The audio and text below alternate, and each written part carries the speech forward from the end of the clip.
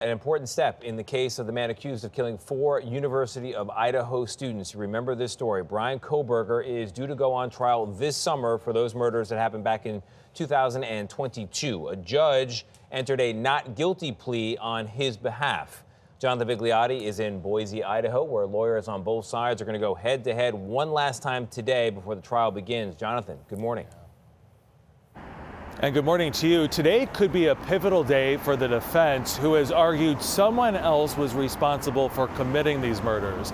The judge has asked for evidence supporting this claim before allowing this theory to be introduced to a jury. Today we could learn what evidence, if any, exists.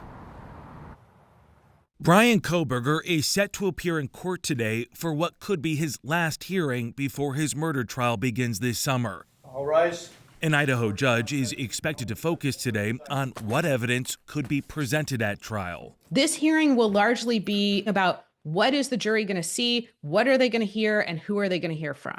Kohberger's defense team has suggested there could be other suspects responsible for the murders of Kaylee Gonzalez, Madison Mosion, Xana Kernodle, and Ethan Chapin.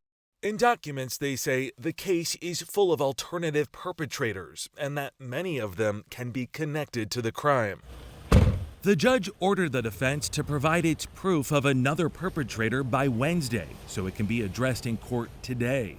Another key point, the state wants to admit dozens of pieces of evidence during trial, asking the judge to accept certificates of authenticity and receipts instead of using witnesses to testify on each.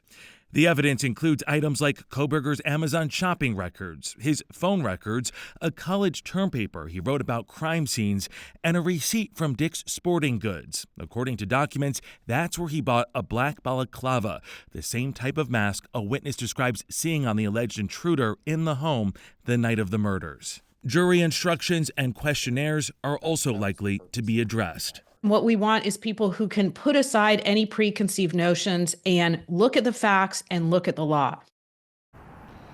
And jury selection is set to begin July 30th. The trial is set to begin August 11th and could last several months. If found guilty, Kohberger could be sentenced to death. All right, a lot of people are watching this trial. Thank you, Jonathan, very much.